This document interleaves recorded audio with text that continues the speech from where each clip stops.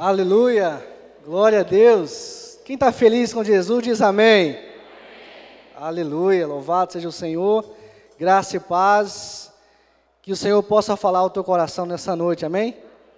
Pela manhã, tivemos um culto tremendo, abençoadíssimo aqui, com aquele café da manhã. Pensa num café da manhã hoje. Pois é, se você quer tomar café junto conosco, domingo que vem, às 8h30 da manhã tem café, e às 9 da manhã o culto, palavra do céu ao teu coração. Deixa eu cumprimentar algumas pessoas que estão comigo aqui, ao vivo aqui. Eu não posso deixar de cumprimentar a Ana Clara, a Bárbara, a Aline Moura, Felipe Almeida, lá de Henderson, lá de Nurque. Que bênção, que bom ter vocês aqui. E gostei de um canal que está nos acompanhando aqui, ó, risos.com. É profético, hein? É profético. Glória a Deus. Ronaldo está conosco, tá bom. Só até aqui, senão o pessoal começa a falar, glória a Deus, eu tenho que falar o nome de todo mundo, né? Abre comigo a sua Bíblia, lá no livro do profeta Miqueias. Onde fica isso, pastor? Na Bíblia. Na Bíblia, Miqueias. Miqueias fica logo depois de Jonas e depois de Naum. Achou aí? Aleluia! Glória a Deus! Brincadeiras à parte. Miqueias, capítulo 7, vamos ler do verso 1 até o verso 20. Mas deixa aberto comigo aí, deixa aberto aí. Vamos ler juntos durante a pregação. Quero cumprimentar você que é a primeira vez que está aqui conosco. Deus abençoe a tua vida. Estou vendo alguns rostos aqui que estavam com saudade, que estão aqui de volta, que bênção. Que bom ter vocês aqui. E a minha palavra de hoje, a palavra do Senhor para nossas vidas nessa noite, tem como título, A Pregação que Preciso Ouvir. A pregação que preciso ouvir. Quantos gostam aqui de ouvir pregação? Deixa eu ver aqui. Muito bom, parabéns, glória a Deus. E nesse tempo há um banquete, né, um cardápio, tão grande de pregações por aí, não é verdade? Cardápio, pela internet, muitos e muitos conteúdos de inúmeras pregações, de inúmeros temas. Então, se você pesquisar lá no YouTube, pregação sobre Apocalipse, vai surgir lá um punhado, uma lista de pregações.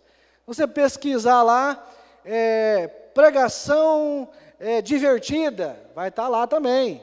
Pregação sobre o juízo final, vai estar lá. Sobre o Pentecoste, sobre o Espírito Santo. Então, encontramos uma vasta... a internet está repleta de grandes pregações, de inúmeros temas, disponíveis de graça para cada um de nós. Mas eu pergunto o seguinte: quantas delas realmente geram em nós mudanças? Quantas delas que você já ouviu que gerou mudança dentro da tua vida? Por exemplo, quantas delas têm o alimento saudável para a tua vida? Estou falando aqui, pastor, quer dizer então que o senhor está dizendo que não posso ouvir pregações pela internet? Não, não é isso. Deixa bem claro aqui. Mas quantas delas realmente é de Deus para a tua vida? Quantas delas, às vezes, não gera alimento saudável, mas gera confusão no coração da pessoa? Então, existe uma vasta série de pregações na internet, mas quais delas realmente têm mudado a nossa vida? Por exemplo, são 12 meses no ano, 4 domingos no mês, 4 quintas-feiras, e uma matemática básica aqui, né? 8 vezes 12 é? Não vale quem de manhã veio responder.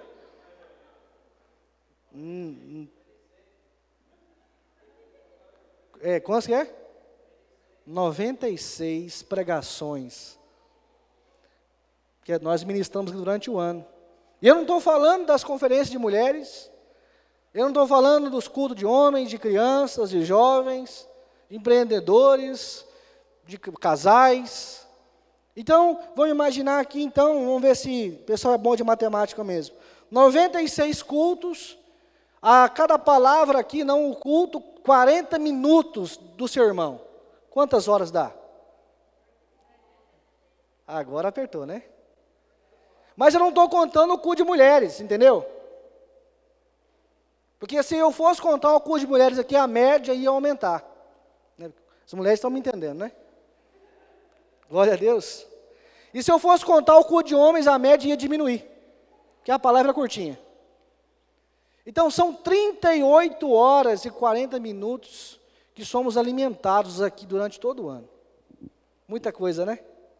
Muita coisa. Mas quais delas realmente têm mudado a sua vida? Quantas delas você já ouviu aqui desse altar e você sai daqui totalmente motivado, totalmente pronto para cumprir um chamado? Quantas dessas pregações que ouvimos aí, gera em nós arrependimento? Gera em nós uma mudança de mente? Se as pregações que temos assistido, ouvido, não têm gerado em nós mudanças, em vão. São minutos gastados em vão. Se isso não tem gerado mudanças em nós. Então, Miqueias, livro de Miqueias, é um dos 6 livros, é o 6º livro dos 12 profetas menores que a Bíblia traz para nós. E Miqueias tem como tema principal a incomparável compaixão do Senhor. O que eu aprendo com Miqueias aqui? Vamos ler verso 1. Diz o seguinte: ai de mim, porque estou como quando são colhidas as frutas do verão, como quando se procuram uvas depois da vindima. Não há cacho de uvas para chupar, nem figos temporães que eu gostaria de comer. Desapareceram da terra os piedosos, e não há entre todos um só reto. Olha só que situação. Olha só que situação. Não há. Verso 2: desapareceram da terra os piedosos, e não há entre todos um só que seja reto. Olha que situação. Todos ficam à espreita para derramar sangue. Cada um caça o seu irmão com rede. As suas mãos são hábeis na prática do mal. As autoridades exigem, os juízes aceitam suborno. Os poderosos manifestam os seus maus desejos. E assim, em conjunto, formação de quadrilha aqui, né? Olha só. Tramam os seus projetos. O melhor deles é como um espinheiro. O mais reto é pior do que uma cerca de espinhos. É chegado o dia anunciado por suas sentinelas, o dia em que vocês serão castigados. Agora começará a confusão deles.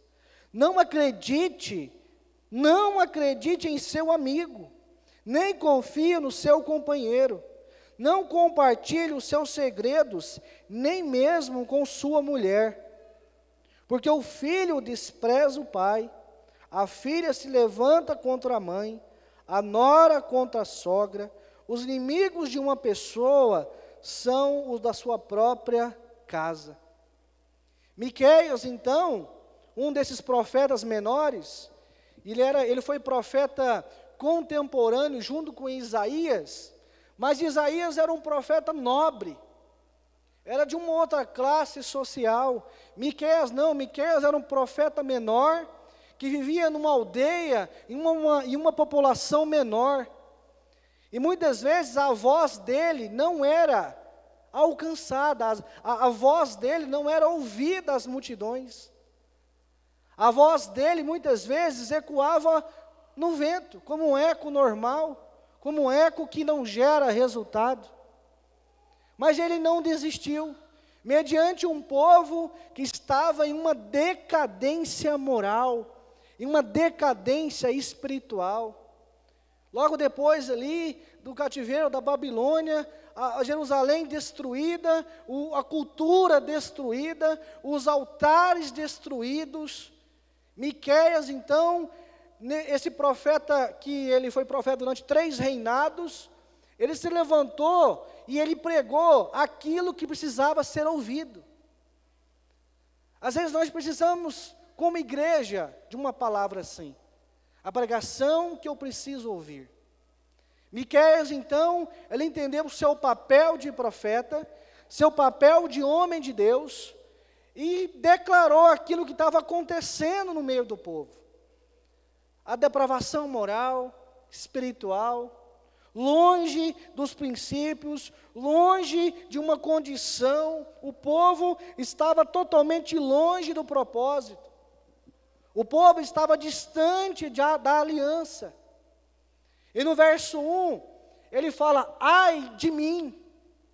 E todas as vezes que ouvimos e lemos, ai de mim, é um grito de desespero de alguém. É um grito de socorro, ai de mim. O profeta, olhando para as circunstâncias, olhando para o povo, ele gritou, ai de mim. Não encontro a um só reto. Diante de todo esse povo, não encontro um só com coração reto. Então, a primeira coisa que nós compreendemos com essa palavra, a pregação que preciso ouvir, é o desespero do profeta. Nós, como igreja, nós precisamos desesperar por aquilo que está acontecendo lá fora. E não fechar os nossos olhos, não fechar as nossas portas. Não, o profeta então, olhando por aquela condição que o povo estava vivendo, gemeu, a alma dele gritou, um grito de desespero. Olha aí no verso 1, ai de mim, porque estou como quando são colhidas as frutas do verão, como quando se procuram uvas depois da vindima. Vindima é o tempo que vai da colheita da uva à fabricação do vinho. Não havia fruto disponível. Ele está dizendo o quê? Eu estou sozinho nessa batalha. Eu estou sozinho, mediante toda essa corrupção que está lá fora. Encontrar um homem piedoso era tão impossível quanto colher frutos depois do período de colheita. Não achava fruto, não achava homem piedoso. E o profeta então, dependendo ali, dentro de uma geração totalmente perversa, totalmente longe da aliança, ele desesperou. Olha lá para fora. Olha para fora de uma forma agora romântica. Eu quero que você olhe para fora agora. Olha para o teu vizinho que está à tua direita e à tua esquerda. Olha para a sua rua da sua casa. Olha para a cidade de Itaberaí. Olha para os comércios. Olha para os hospitais da cidade. Como está? Há um povo lá fora gemendo. Há um povo lá fora precisando de mim e de você. Miqueias, então, denunciou aquilo que estava acontecendo. Todo o livro de Miqueias, eu quero desafiar você a ler em casa, são 7 capítulos, de uma profundidade muito grande. E no capítulo 7, ele quer gerar no povo arrependimento. Quantos lá fora necessitam de uma palavra de arrependimento? Miqueias encontrou aqui, nesses 6 primeiros versículos que lemos, uma apostasia de uma forma generalizada. Abandono da fé, abandono dos princípios, abandono dos valores, renúncia de uma crença, abandono da fé. Olha só no verso 2, parte A, desapareceram da terra os piedosos, e não há entre todos um só que seja reto. Ele entendeu uma apostasia, um abandono da fé. Quero perguntar para você aqui, para ser dinâmico, não precisa levantar a mão, vou usar a expressão do pastor Marco, só pisca. Quantas pessoas se afastaram da igreja, se afastaram de Deus, se afastaram do propósito depois da pandemia? Apostasia, abandono da fé, abandono de princípios. Miqueias encontrou aqui deslealdade. Olha só no verso 2, parte B. Todos ficam à espreita para derramar sangue, cada um caça o seu irmão como com rede. Olha só, que coisa, violência, destruição, deslealdade. Há uma guerra acontecendo e ninguém faz nada. O mundo inteiro assistindo, todo dia, notícias, vídeos, e ninguém faz nada. Violência, deslealdade, está aí, ó. Parece que Miqueias está escrevendo para nós nesse tempo. Que mais que o Miqueias observou no verso 3? Uma corrupção da liderança. Líderes corruptos. Olha só, as suas mãos são hábeis na prática do mal. As autoridades exigem, os juízes aceitam suborno. Os poderosos manifestam os seus maus desejos e assim, em conjunto. Isso aqui é crime, gente. Formação de quadrilha. Quem é o meliante? Quem é o chefe? Em conjunto, tramam os seus projetos. Uma liderança corrupta. Governo que não se governa mais para o povo, mas para si mesmo. Que não se preocupa mais com aquilo que está lá fora, para as coisas que estão acontecendo lá fora. Miqueias está escrevendo para nós nesse tempo. Uma liderança política, um poder, os ricos são detentores do poder, se unem para perverter a justiça, para corromper os costumes. Líderes que não governam mais para o povo, não vê mais a necessidade do povo, mas contra o povo. Meu Deus! No verso 5, mais uma vez o profeta encontra algo terrível que estava acontecendo. Um colapso, uma quebra das relações humanas. No verso 5, não aceite, não acredite em seu amigo. Meu Deus! Essa semana eu estava um pouco carente. Me entenda bem, me entenda bem. Na quinta-feira à tarde, se eu não me engano, estava aqui na igreja, e cada um aí nos seus projetos, as mulheres viajando, ministrando, aleluia. Eu bati na porta do pastor Tiago, pastor Tiago, está ocupado? Estou ocupado. Não, pastor, vamos tomar um café junto ali? Eu estou um pouco carente, preciso conversar. Um amigo. E ali ele compartilhou coisas comigo, de bênçãos que ele tem recebido, de projetos novos que têm acontecido. É isso que precisamos ter nesse tempo. Uma relação humana sincera, transparente. Olha só o que o povo estava vivendo. O Miqueias falou, não acredite em seu amigo, nem confie no seu companheiro, não compartilhe os seus segredos, nem mesmo com sua mulher. Olha que tempo difícil, tempo complicado. Como assim? Não posso acreditar num amigo, não posso confiar em ninguém, nem mesmo na minha esposa, não posso compartilhar segredos. Um colapso nas relações humanas. Relacionamentos nesse tempo têm se sacrificado por causa da ganância, por causa do trabalho excessivo, por causa do amor ao dinheiro. E as relações humanas ficado cada vez mais em segundo plano, cada vez mais em terceiro plano. Que mais? No verso 6 diz: porque o filho despreza o pai, a filha se levanta contra a mãe, a nora contra a sogra, os inimigos de uma pessoa são os da sua própria casa. Misericórdia. Como assim? Os meus inimigos são da minha própria casa, do meu ambiente familiar. Como que eu vou viver? Como que eu posso viver? Filhos levanta contra pai, filhos levanta contra a mãe, a nora contra a sogra. Em falar em sogra, eu amo a minha sogra. Deixa bem claro aqui. E amo muito mais a sogra da Thaís. Amo demais a sogra da Thaís. Muito. Talvez ela está me vendo. Beijão para minha mãe. Aleluia. Relacionamentos familiares quebrados. Pais ausentes. Maridos ausentes. Cada vez mais preocupados em coisas vãs. Olha só, tem 22 anos que acontece em uma televisão aí, um reality show. E eu não quero nem imaginar que tem crente que assiste aquilo.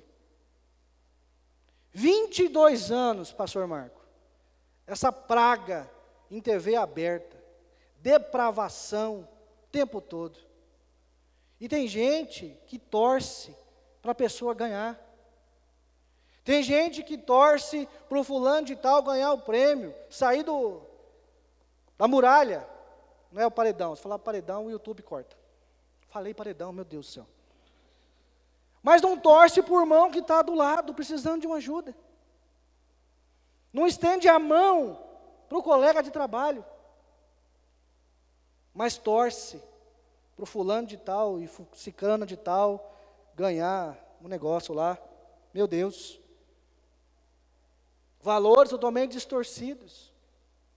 A família como base, unidade fundamental de uma sociedade limpa, transparente e saudável, cada vez mais vai se acabando.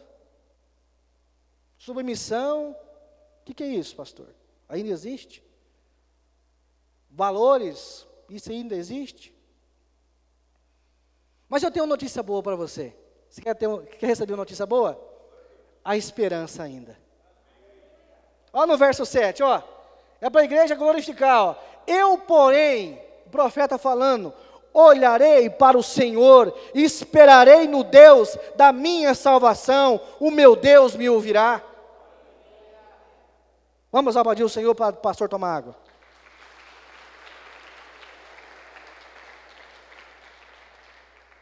Mediante toda uma depravação, um colapso nas relações humanas, nas relações familiares, o profeta olha para o céu. O profeta então fala, eu vou olhar para o Senhor e vou esperar no Deus da minha salvação, o meu Deus me ouvirá.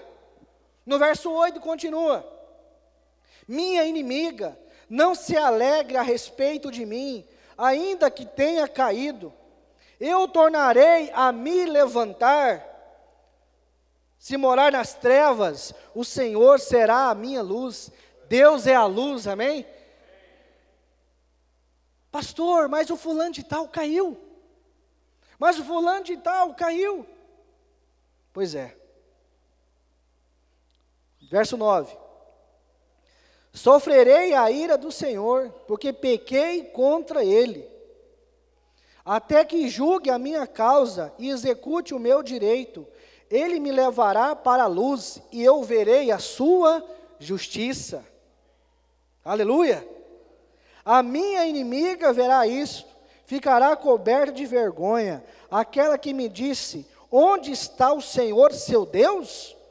Os meus olhos contemplarão, agora ela será pisada como a lama nas ruas.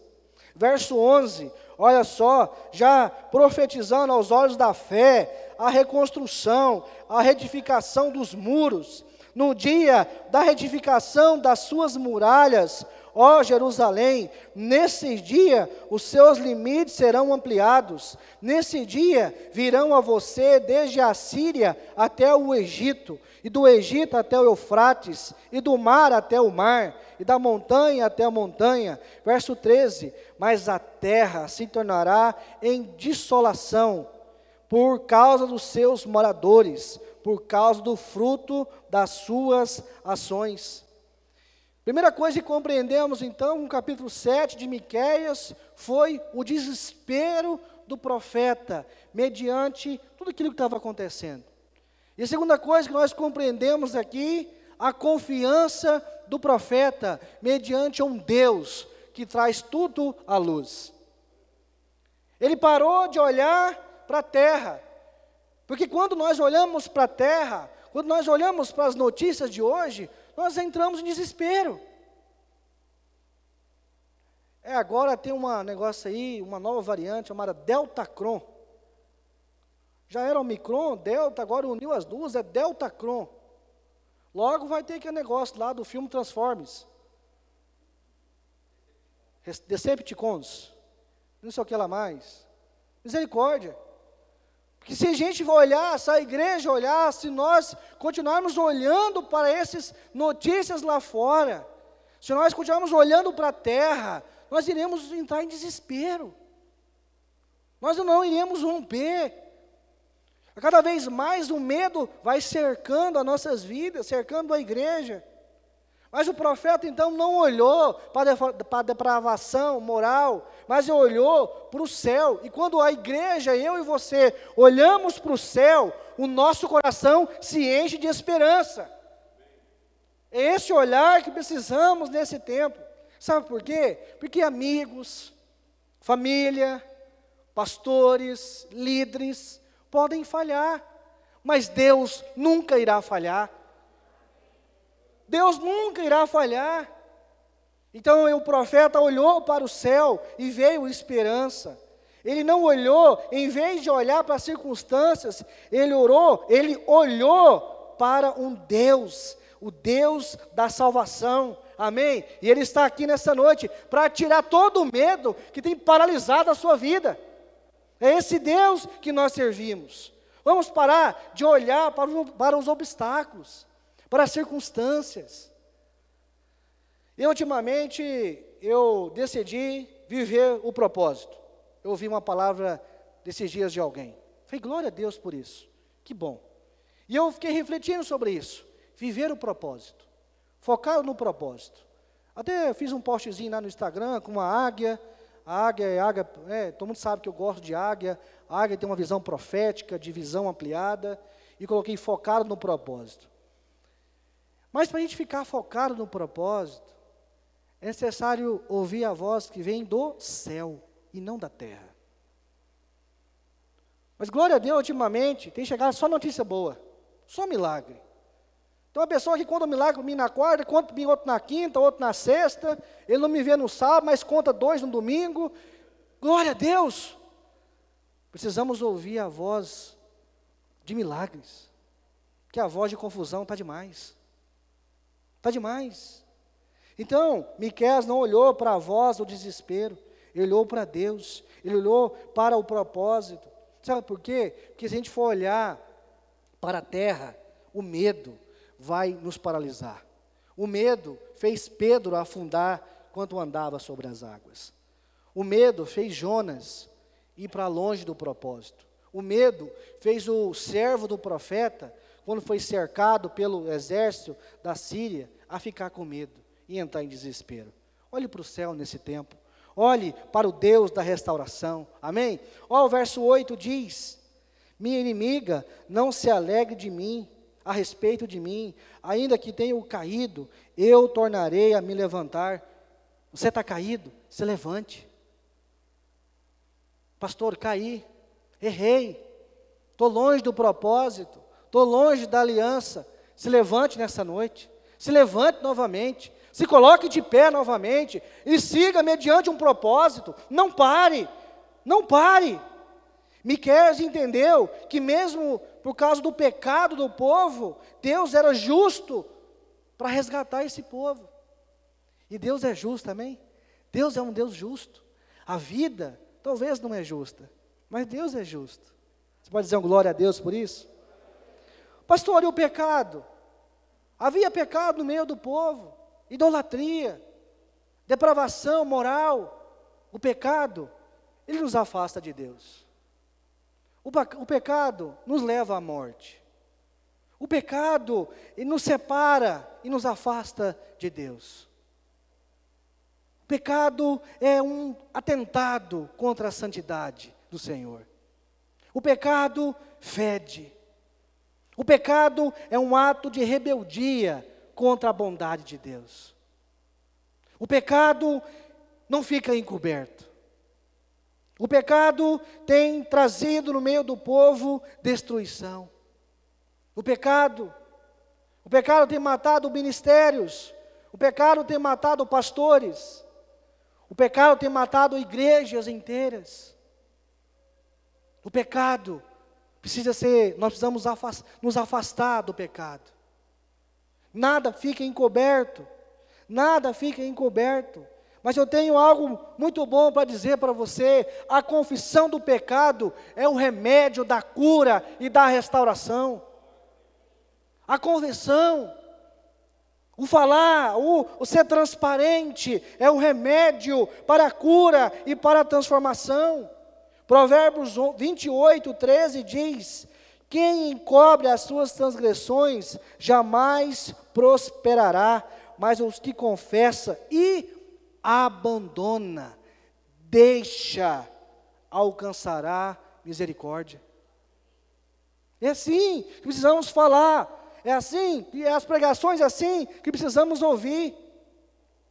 Verso 11 a 13 diz: ele não olhou mais para o tempo que ficou para trás, para a destruição, ele olhou para frente, em uma visão profética, pelos olhos da fé, ele contemplou o templo sendo reconstruído. Verso 11 diz: no dia da reedificação das suas muralhas, ó Jerusalém, nesse dia os seus limites serão ampliados. Olha só, limites serão ampliados. Sabe o que muitas vezes nós não crescemos na fé, não crescemos no ministério? Porque nós estamos olhando para trás. Olhando para as pessoas que passaram, para as coisas que aconteceram, para as marcas que ficaram. Mas um dia, deixa o Espírito Santo tocar em você e restaurar você. E uma vez sendo restaurado, os limites do nosso ministério serão ampliados. Amém por isso. Vamos continuar, verso 14. Dá para projetar aí? Não, né? Vamos lá. Estou encerrando. Ó Senhor, apacenta o teu povo com o teu bordão, o rebanho da tua herança, que mora sós numa floresta, no meio de uma terra fértil, que ele seja apacentado em Baçã e Gileade, como nos dias da antiguidade. Eu lhe mostrarei maravilhas, como nos dias em que você saiu da terra do Egito. As nações verão isso e se envergonharão de todo o seu poder. Porão a mão sobre a boca, e os seus ouvidos ficarão surdos. Lamberão o pó como serpentes, como animais que se arrastam pelo chão, tremendo. Sairão dos seus esconderijos e tremendo virão o Senhor, nosso Deus, e terão medo de ti. Quem é semelhante a ti, ó Deus, que perdoas a iniquidade e te esqueces da transgressão do remanescente da tua herança? O Senhor não retém a sua ira para sempre, porque tem prazer em misericórdia. Era a noite da igreja dizer um glória a Deus, dizer um aleluia, como o Marcelo falou. Deus tem compaixão de nós, lançará fora todos os nossos pecados. Aleluia. A sua misericórdia é infinita. Olha só no verso 19: ele voltará a ter compaixão de nós, pisará aos pés as nossas iniquidades e lançará todos os nossos pecados nas profundezas do mar. Verso 20, olha, igreja, a fidelidade desse Deus. Olha a fidelidade desse Deus. Ei, olha aqui para mim. Olha a fidelidade desse Deus. Mostrarás a Jacó a fidelidade e a Abraão a misericórdia, os quais jurastes aos nossos pais desde os dias antigos. Primeira coisa que compreendemos no capítulo 7 de Miqueias foi o desespero do profeta. Segunda coisa que compreendemos nessa história foi a confiança do profeta. E por último, a esperança do profeta. A esperança, amém? A solução sempre irá vir do céu e não da terra. Nossa esperança precisa estar afirmada em Deus e não nos homens. Está lá escrito lá, ó.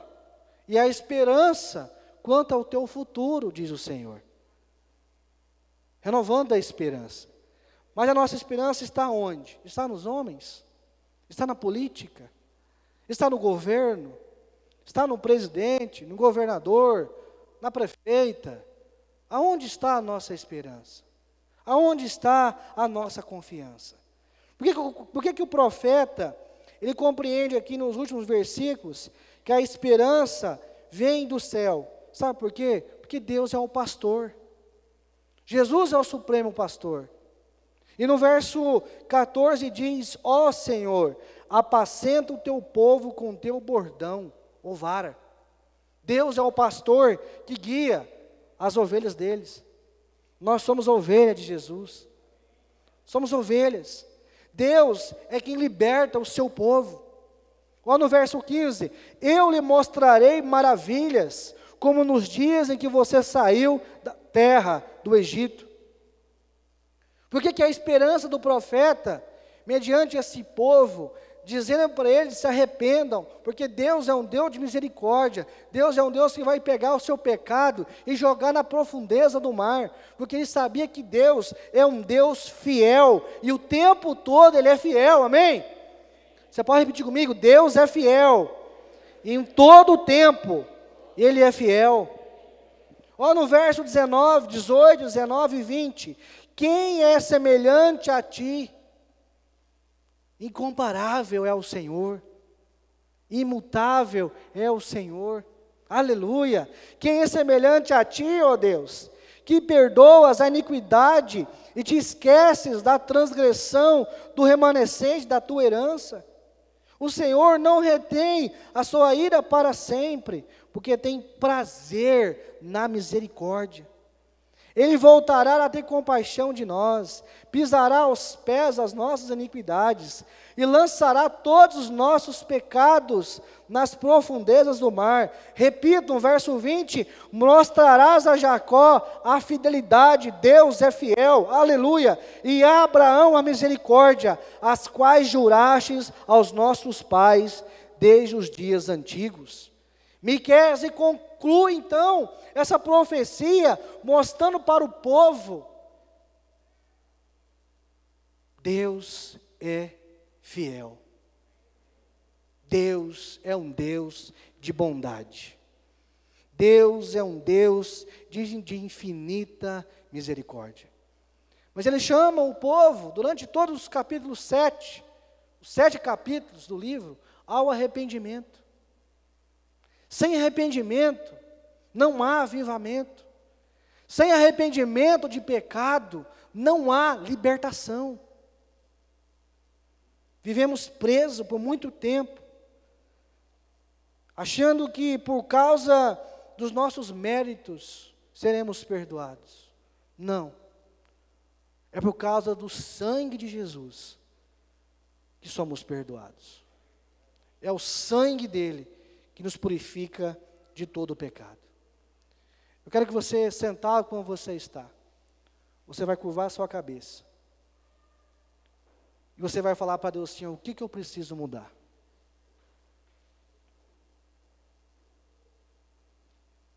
O que eu preciso mudar, papai, nesse tempo? Peça ao Espírito Santo aí: o que eu preciso mudar? Talvez você está parado no ministério. Talvez você venha para o culto e é apenas um espectador. Espectador das boas palavras, espectador das belas canções. E nada tem gerado mudanças. Durante o culto, viaja, fica com sono. Mas Deus vem nessa noite para restaurar nesse lugar a tua fé.